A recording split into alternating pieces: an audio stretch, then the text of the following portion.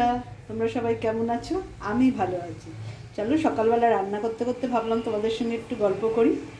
তাই সকালের টিফিনটা বানাচ্ছি, তাই ভাবলাম তোমাদের সঙ্গে দেখাই কি বানাচ্ছি। কড়াইটা গরম হয়ে গেছে, তাই একটু তেল দিয়ে দিলাম। সকালে রুটির সাথে তরকারিটা না সত্যি মানে কি বানাবো একটা সবসময় একটা হেডেক হয়ে যায়। যাই হোক, তবু তো বানাতে হবে বলে বানাচ্ছি।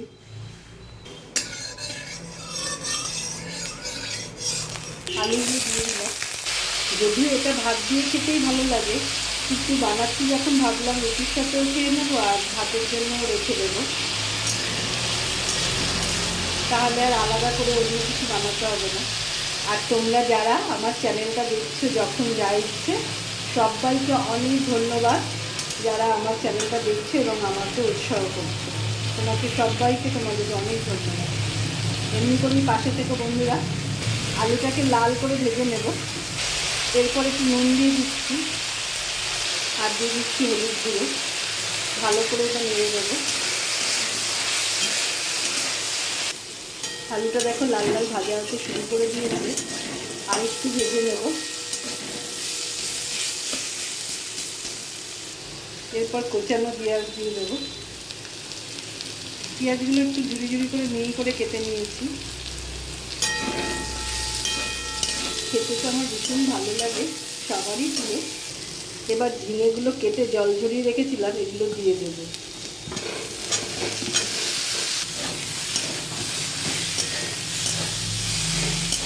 ঝিঙেটা একটু ভালো করে আলুর সঙ্গে মিশিয়ে ভাজা ভাজা করে দেবো।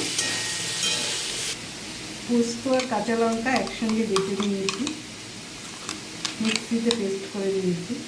পোস্তর মধ্যে একটু সামান্য জল মিশিয়ে দিলাম, কেন পোস্তটা যখন মিক্স করেছিলাম তখন দেখছিলাম একটু শুকনো হয়ে গেছে, তো কড়াইতে দিলে না লেগে যেত, তাই একটু 2 চামচ জল দিয়ে একটু পাতলা করে দিলাম। এবার এটা যদি তরকারির মধ্যে দিই তাহলে সমানভাবে তরকারিতে মিশবে।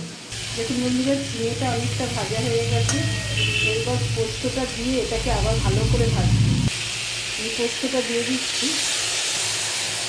এবার এটা খুব ভালো করে ভাজবো। পোস্তটা আঁচটা কমিয়ে ভাজবো যাতে পুরো পোস্তটা ভাজা হয়, না হলে একটা পোস্তর কাঁচা গন্ধ থাকে। অনেকে ভালোবাসে না বা অনেকে ভালোবাসে, আমি যেমন ভালোবাসি না, তাই পোস্তটা একটু ভেজে দিলে আমার ভালো লাগে।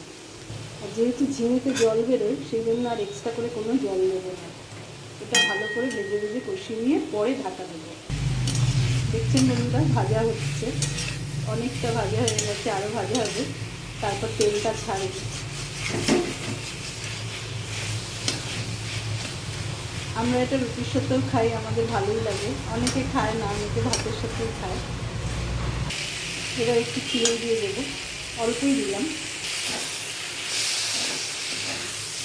পোস্তটা খুব সুন্দর ভাজা হয়েছে, আর একটু ভাজবো।